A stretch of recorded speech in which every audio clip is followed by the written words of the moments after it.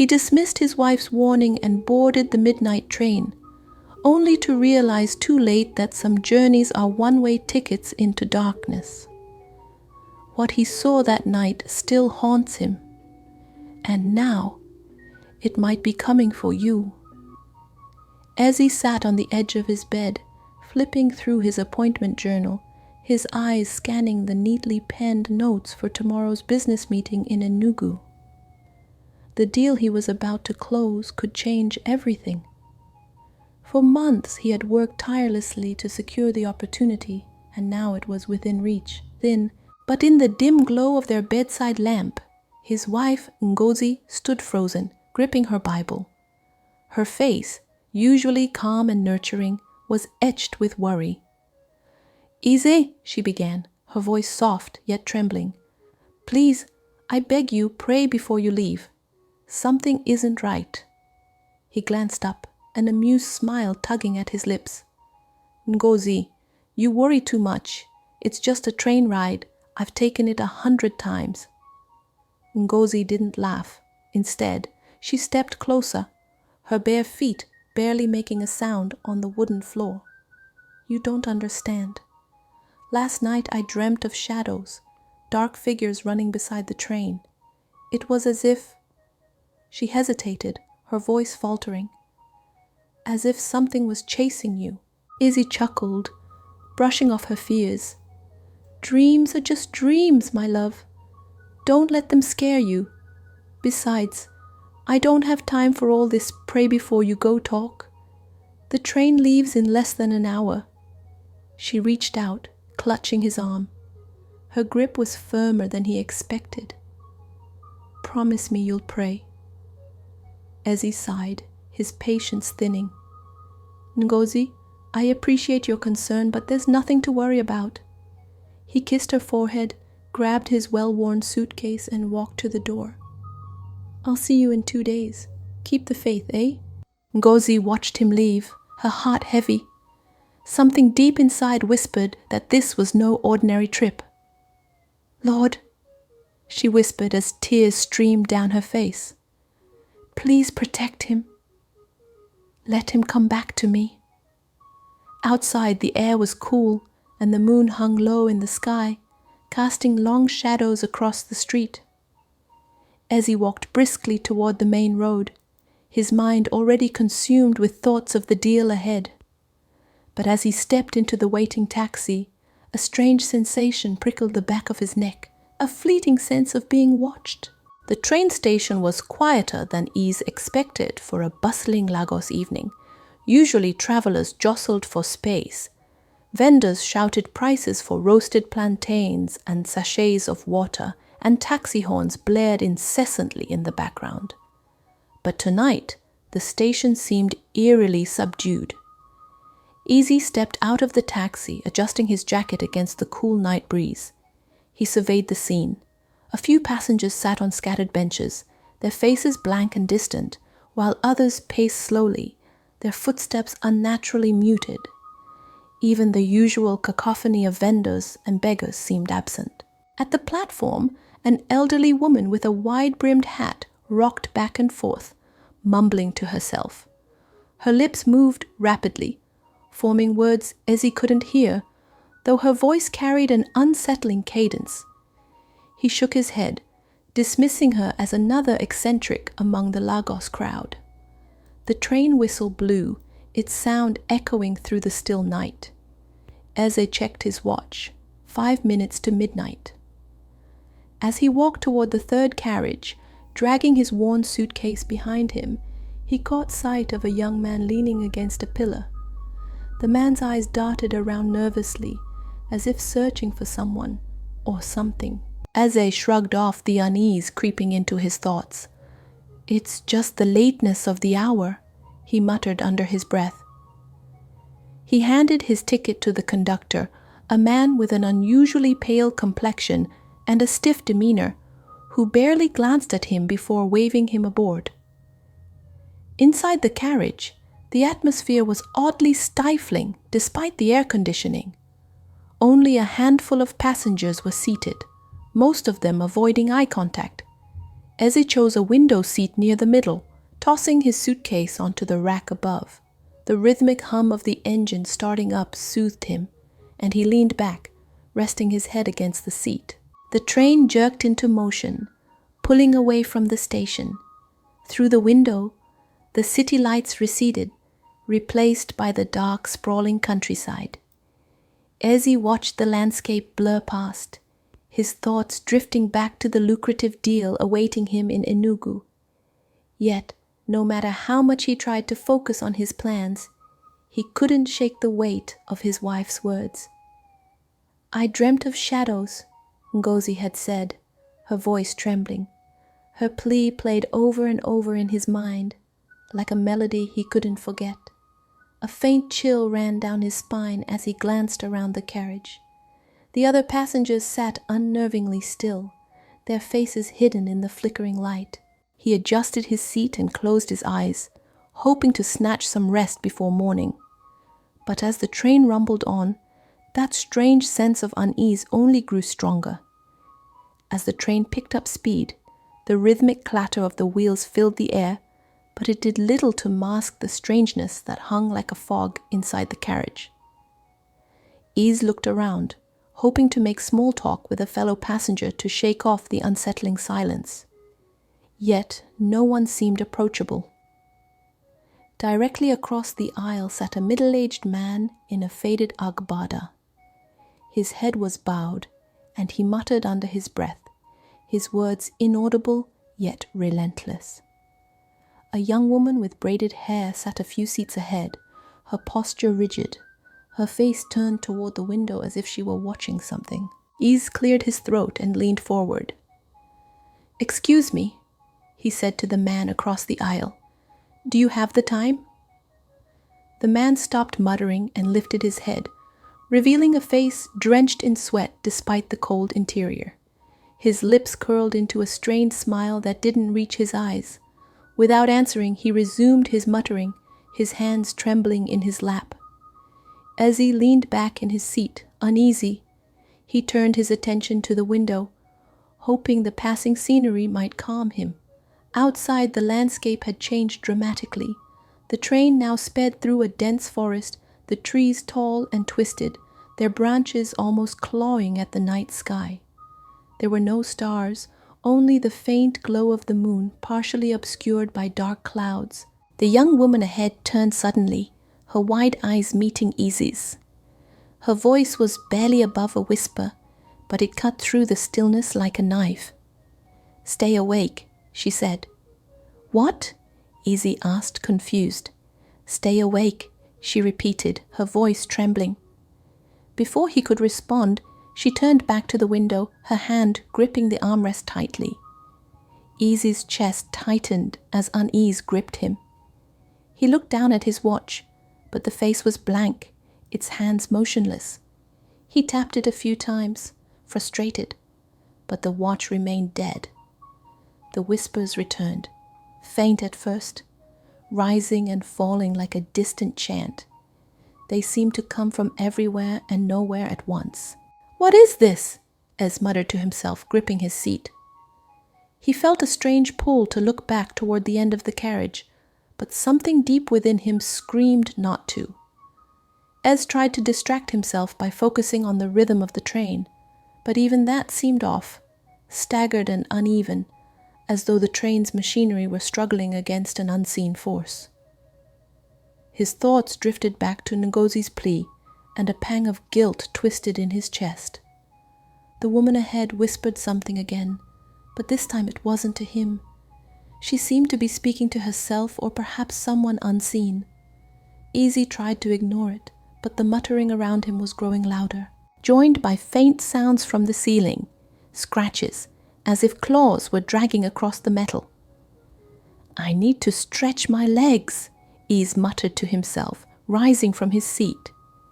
He steadied himself as the train rocked slightly and made his way toward the end of the carriage. The air grew colder as he moved, and the flickering lights above dimmed further. The last few rows were empty, yet he could have sworn he'd seen someone sitting there when he first boarded. A shiver ran down his spine, and he turned back toward his seat.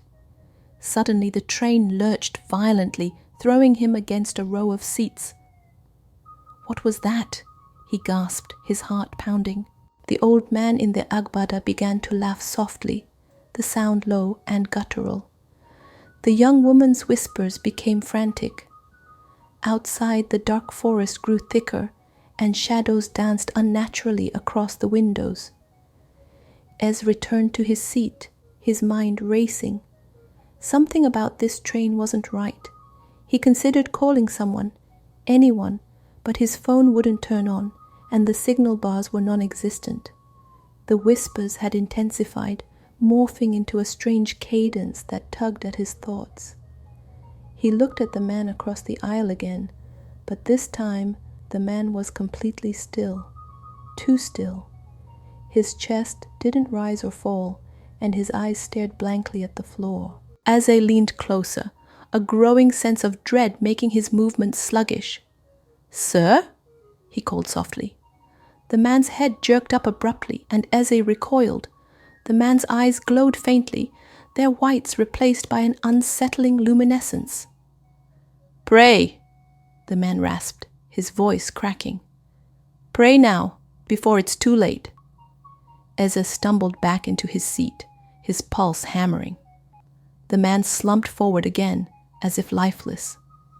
Eze turned to the young woman ahead, hoping for some kind of explanation, but she remained motionless, her face hidden by her braids.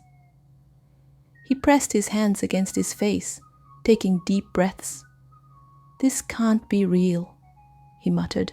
But as he opened his eyes, a dark shape darted across the aisle, vanishing as quickly as it appeared. Eze sat frozen in his seat, his breathing shallow as he tried to make sense of what he had just witnessed. The man across the aisle hadn't moved since his chilling declaration. His glowing eyes and raspy voice replayed in Eze's mind like a haunting melody. He needed answers, but from whom?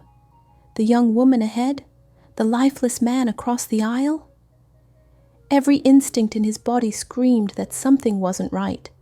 His gaze darted toward the other end of the carriage, where faint murmurs drifted toward him. As he strained to listen, he noticed something odd about the sound. It wasn't coming from the passengers. The whispers were coming from above. He glanced upward, the overhead lights flickering with every passing second. Scratches, faint but unmistakable, echoed across the ceiling. He leaned closer to the window, hoping to catch a glimpse of what lay outside. The twisted forest remained a dark blur, but for a fleeting moment he thought he saw a figure running alongside the train. It was cloaked in shadow, its shape unnatural and distorted. "Stay awake," came a voice, low and trembling. Eze turned sharply to see the young woman standing beside him. Her eyes darted toward the ceiling. "They come for those who sleep." "What are you talking about?" he whispered, his voice shaking. She stepped closer, her hands trembling as she clutched a leather-bound notebook to her chest. "You shouldn't have boarded this train. None of us should have." Her voice was barely audible, her words laced with fear. "Who are you?" Eze demanded, his frustration and fear boiling over. "What is this place?" Before she could respond, the train groaned, and the lights above dimmed further. The whispers grew louder, no longer soft, but filled with an eerie cadence that seemed to speak directly to his mind. "It's starting," she said, her voice trembling. Without another word, she hurried back to her seat, leaving Ez alone with his mounting terror. The train sped deeper into the dark forest, the twisted trees forming an almost impenetrable wall on either side of the tracks. Eze pressed his face to the window, scanning the dense shadows. The figure he thought he had seen earlier was gone, but the unease it left behind lingered like a chill in the air. Ahead, the tracks gleamed faintly in the moonlight. For a brief moment, he allowed himself to relax. Maybe his imagination was playing tricks on him. Maybe the strange passengers were just eccentric, and he was reading too much into their behavior. But as the train approached a bend, he saw them. Dozens of shadowy figures stood motionless on the tracks ahead, their forms barely discernible from the darkness that surrounded them. Their heads tilted unnaturally, and their limbs seemed elongated, stretched beyond what should have been possible. Ez's heart raced as the train barreled toward the figures, yet they didn't move. Just as the train was about to collide with them, they vanished, dissolving into the air like smoke. He gripped the edge of his seat, his knuckles white. "Did you see that?" he asked aloud, but no one answered. The passengers around him sat stiffly, their faces blank and their eyes unfocused. It was as if they hadn't seen anything at all. The train's whistle pierced the air, long and mournful. Easy's eyes remained fixed on the tracks ahead, even as the shadowy figures began to reappear along the edges of the forest, running alongside the train like silent predators. Back in Lagos, Ngozi sat cross-legged on the living room floor, her Bible open before her. The room was dim, lit only by the flickering light of a single candle. She had been praying for hours, her voice hoarse from repeating the same plea. "Lord, protect my husband, bring him home safe." Her chest felt heavy, a deep ache that wouldn't go away. Every time she closed her eyes, she saw flashes of darkness, twisted trees, shadowy figures, and Iza's terrified face. The visions had started as faint impressions, but now they were vivid and unrelenting. A soft knock at the door startled her. She rose, opening it to find their neighbor, Mama Chinyere, holding a steaming bowl of pepper soup. "Ngozi, my daughter, you've been praying for hours. Eat something. You need your strength." Ngozi shook her head, tears brimming in her eyes. "Mama, I feel something terrible is happening to Isa. I can't stop praying." Mama Chinyere sighed and placed the bowl on the table. "Faith is good, my daughter, but don't forget to care for yourself. The Lord will hear you." She paused, her gaze softening. "But if your spirit tells you to keep praying, then pray. Don't stop." As Mama Chinyere left, Ngozi knelt again, clutching the rosary in her hands. The visions returned stronger than ever, a blinding light, a broken bridge, and Ise calling out her name. Her heart pounded as she whispered through her tears, "Lord, please, don't take him from me. Don't take him."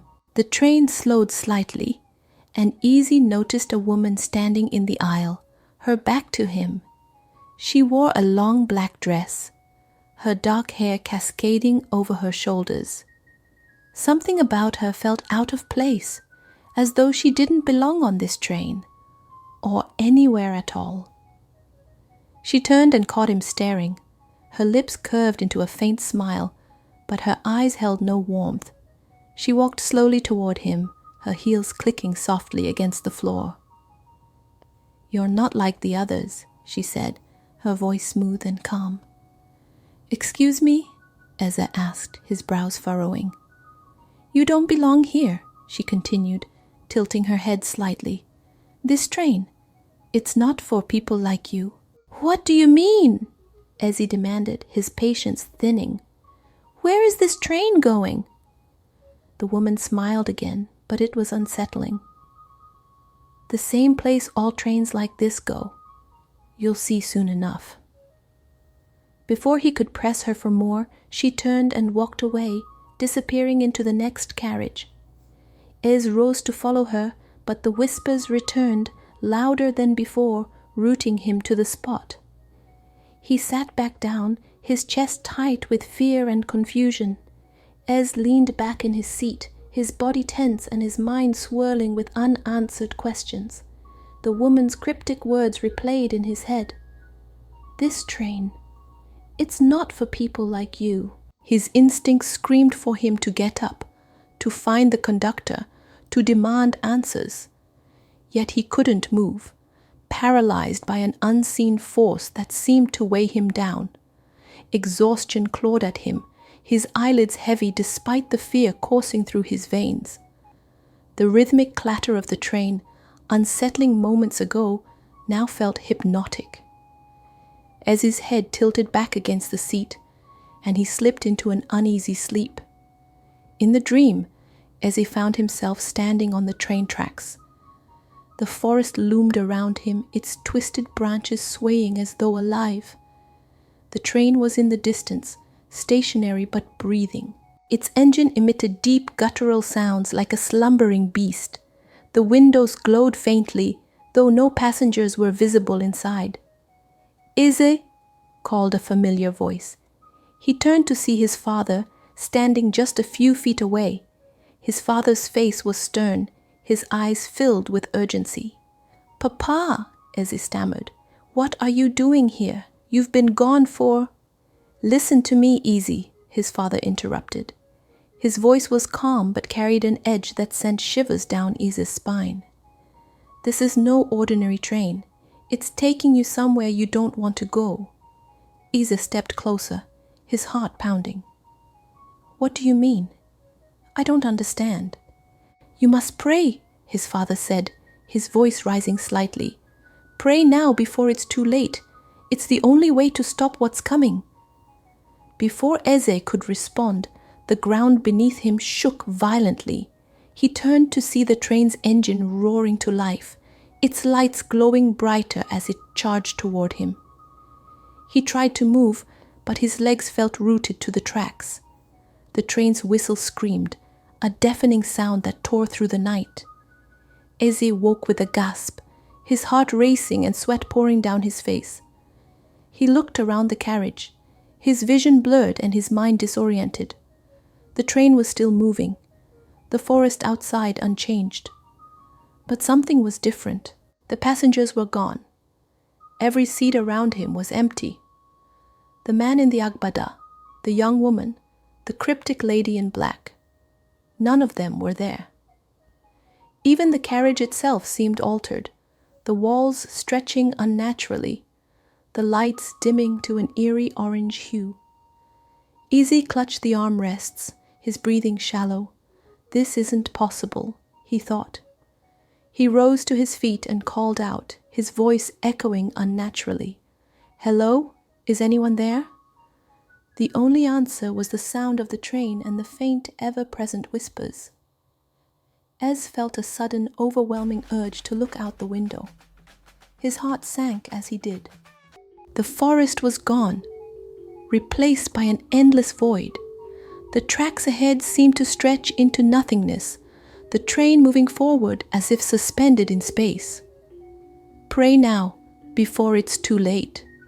His father's words echoed in his mind, louder than the whispers, louder than his own heartbeat. For the first time in years, Ez felt the weight of his skepticism collapse under the crushing reality of what he faced. He fell to his knees and clasped his hands together. "God," he whispered, his voice breaking, "if you can hear me, please, help me." As Ez knelt in the empty train carriage, he felt the air shift around him. The whispers grew louder, almost melodic, though their words remained indecipherable. His prayers faltered as the sense of being watched crept over him. Slowly, he turned his head. At the far end of the carriage stood a figure, a man in a dark conductor's uniform. His face was obscured by shadow, but his posture was unnervingly rigid, as if he were carved from stone. "Where are we?" Eze demanded, his voice shaking. "What's happening?" The conductor didn't move. The train jolted, and the lights flickered, casting brief glimpses of the figure. For a split second, Eze thought he saw something unnatural about him. His limbs too long, his neck slightly bent, his shadow shifting independently. "Where are we going?" Eze shouted, his fear giving way to desperation. The conductor tilted his head, his voice a low, rumbling drawl. "You will see soon enough." "No," Eze said, his fists clenched. "I deserve to know." The conductor raised a hand, and as his voice was silenced as though an invisible force had stolen it from him, the figure stepped closer, the lights dimming with each step. "You were warned," the conductor said. "You ignored her prayers, you ignored the signs, and now you must face what comes next."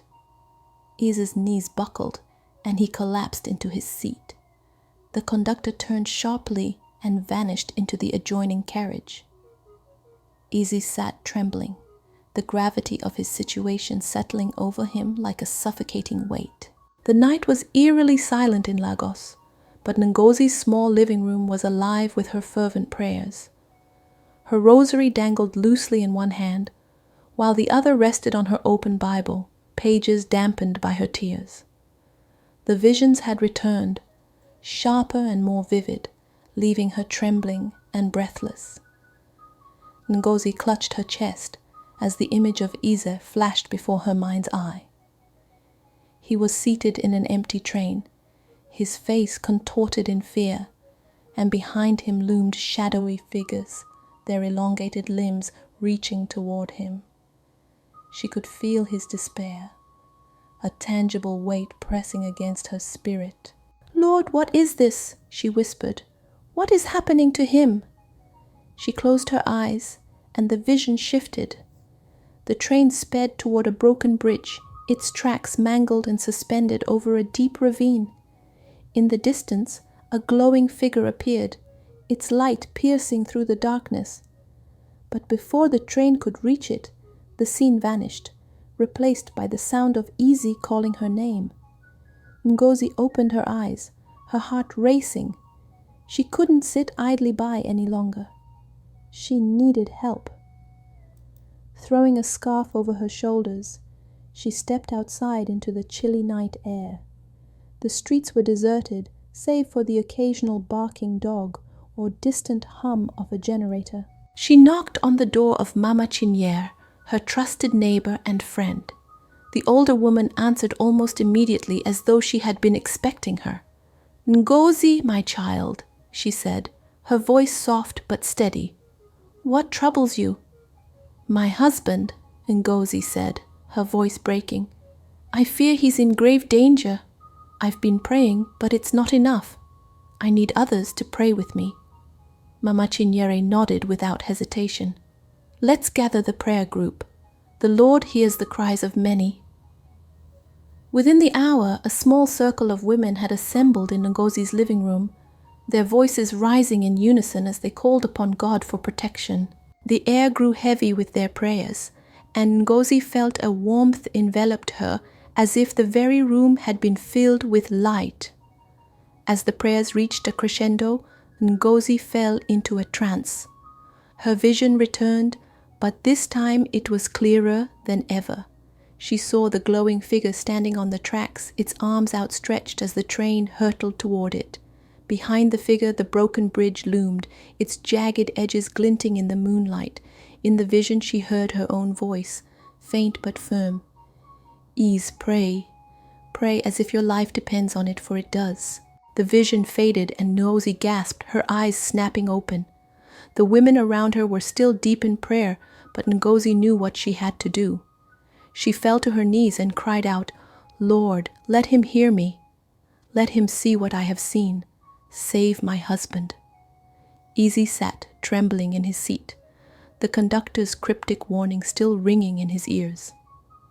He felt trapped, as though the walls of the carriage were closing in on him. The whispers had grown louder, their cadence rhythmic, almost like a chant.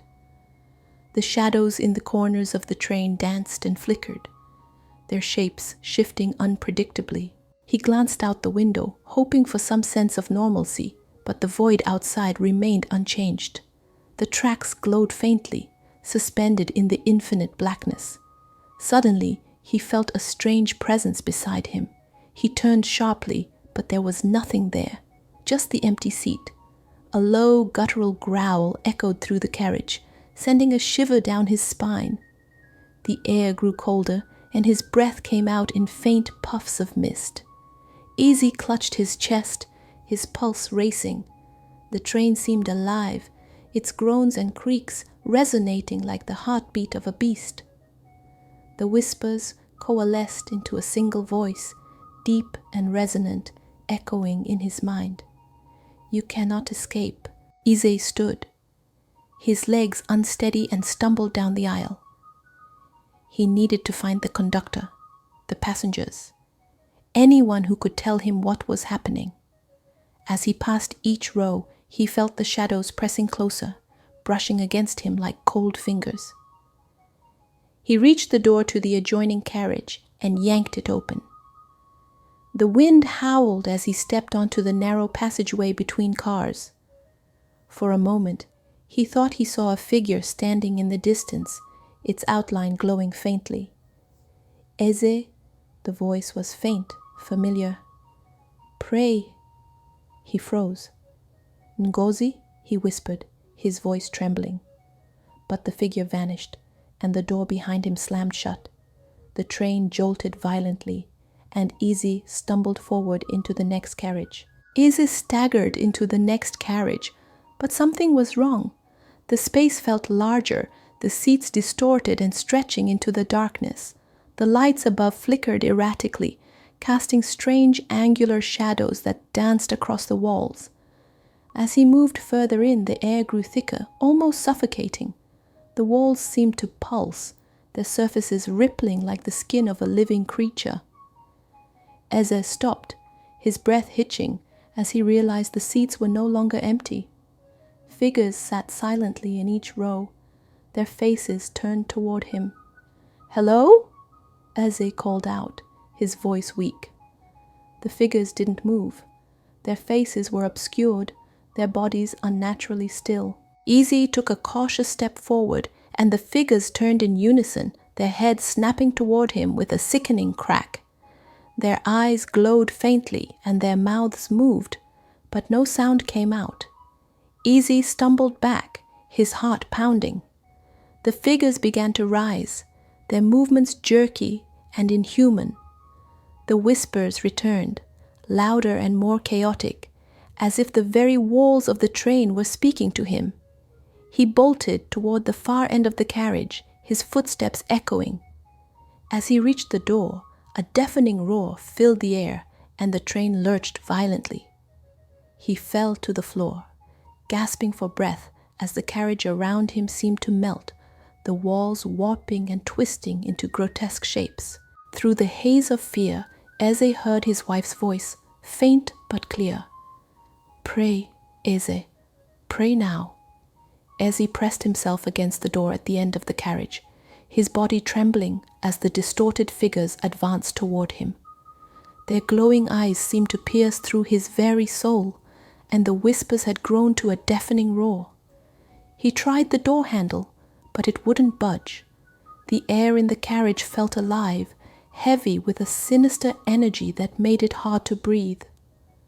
"Let me out," he shouted, his voice hoarse. But his cries were swallowed by the oppressive noise around him. His fingers fumbled for the handle again, his palms slick with sweat.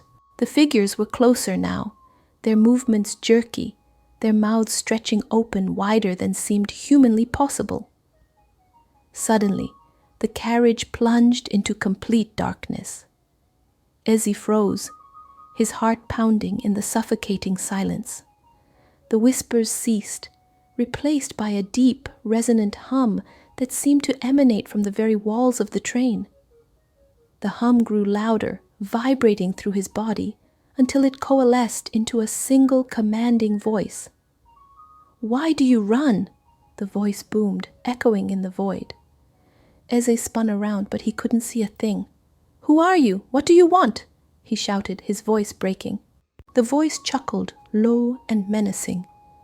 "You were warned, yet you refused to listen. Now you must face the consequences." Eze's knees buckled, and he fell to the floor, his hands clutching at the cold metal. "This isn't real," he whispered.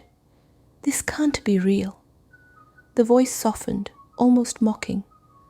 "Oh, it is very real, and you, Ez, are exactly where you're meant to be." A sudden flash of light illuminated the carriage, and Iz found himself face to face with the figures once more. Their mouths no longer moved, but the voice seemed to pour from them, echoing through the air. "Pray, Iz," the voice commanded, but there was no hint of compassion in its tone. "Pray, and perhaps you might survive." Ezzy gasped as the light faded, plunging him into darkness again. This time, the silence was absolute. His thoughts were a whirlwind of fear and regret, his mind replaying Ngozi's warnings over and over. "Pray before you go." He dropped to his knees, his hands trembling. For the first time in years, he allowed himself to believe.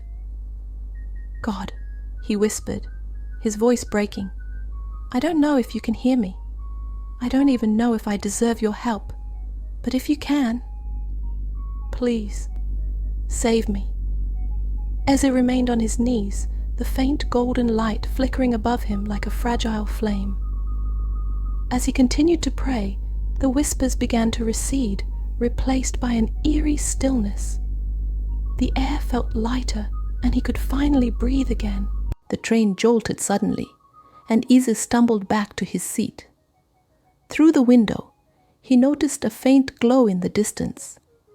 At first, he thought it was the golden light that had appeared moments ago, but as the train sped closer, he realized it was something far more ominous. Ahead lay a broken bridge, its jagged remains silhouetted against the void. The tracks ended abruptly, leaving a yawning chasm that seemed to stretch endlessly into the darkness. The train showed no signs of slowing. Easy's stomach churned as he stared at the inevitable disaster. "No, no, no," he muttered, his voice trembling. He rushed to the front of the carriage, banging on the door.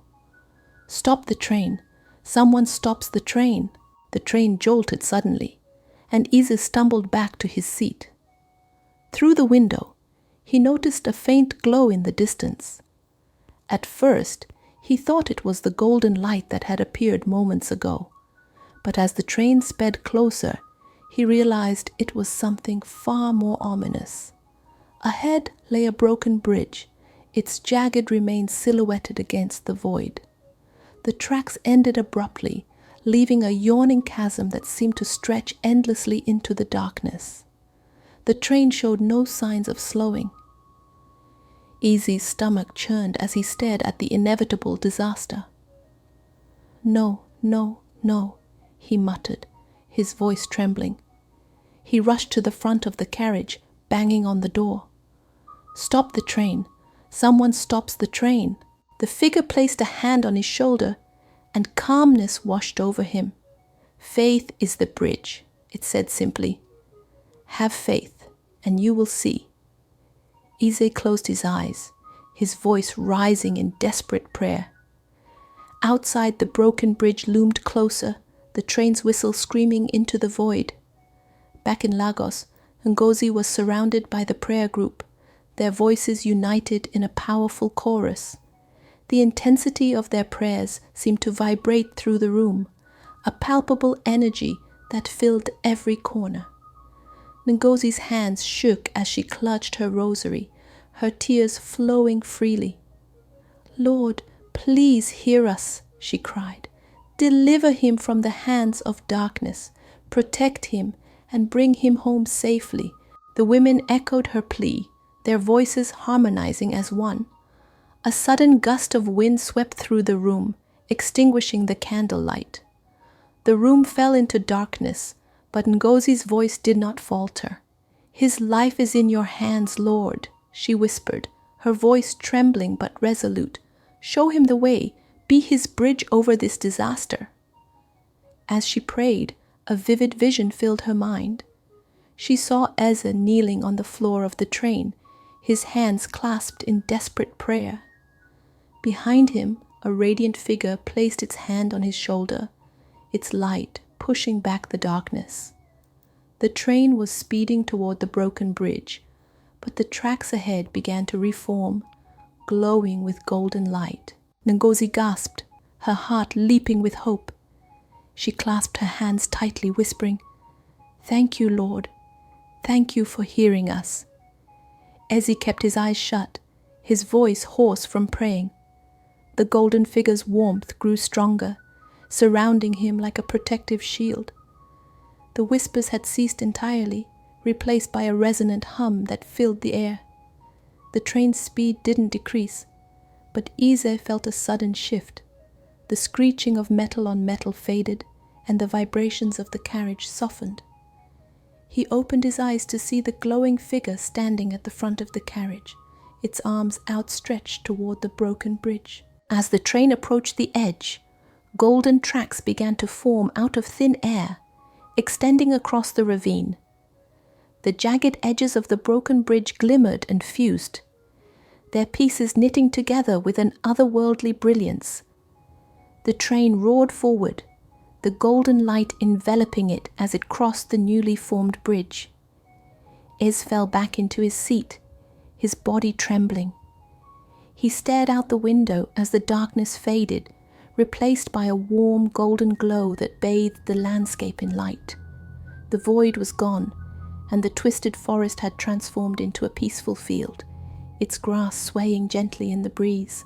The train slowed, its wheels hissing as it came to a stop. The golden figure turned to Eze one final time. "Your faith has saved you," it said, its voice like a melody. "But remember this, it is not only for the desperate. Carry it with you always." With that, the figure disappeared, and Eze found himself standing alone in a grassy field, the train nowhere in sight. Eze stumbled through the field, his legs weak and his mind reeling from the events he had just experienced. The grass was soft beneath his feet, the air fresh and filled with the scent of wildflowers. He turned back, expecting to see the train, but it was gone, as though it had never existed. As the first rays of dawn broke over the horizon, Eze realized he was standing near a small village, its thatched roofs and smoke rising from chimneys a welcome sight. He walked toward the village, his heart filled with gratitude and an overwhelming need to see Ngozi. By the time he reached Lagos, the sun was high in the sky. He stumbled through the door of their home, his clothes disheveled and his face streaked with tears. "Ngozi," he called, his voice breaking. Ngozi ran to him, her own tears flowing as she embraced him tightly. "Isa," she whispered, holding him as though she would never let go. "I prayed for you. I prayed so hard." He pulled back to look into her eyes, his voice trembling. "Your prayers saved me.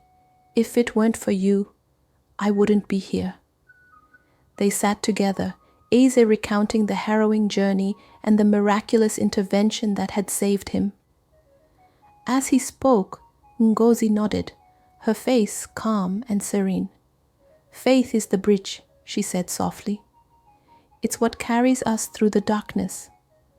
Word of Eze's miraculous story spread quickly through the community. Neighbors gathered at their home, eager to hear his testimony and to see the man who had survived a journey into darkness.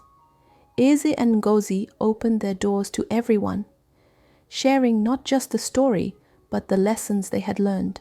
Eze spoke passionately about the power of faith, recounting how it had saved him when all seemed lost. "It wasn't just my prayers," he told the gathered crowd. "It was hers. It was the faith of those who never stopped believing, even when I couldn't see the way." Their home became a beacon of hope and faith, a place where people came to seek guidance and solace. Eze and Ngozi, once a couple divided by skepticism and belief, now stood united as pillars of their community. And though the memories of that fateful train ride would never leave him, Eze carried them not as a burden, but as a reminder of the power of faith and the strength of a love that refused to let go. Thank you for watching and joining us on this incredible journey. Be sure to explore more of our stories on the channel or click on the next video YouTube recommends. If this story touched your heart, please like, Share your thoughts in the comments and subscribe for more captivating African tales. Don't forget to tap the notification bell to stay connected to the wisdom and beauty of these stories. Until next time, stay blessed and keep shining.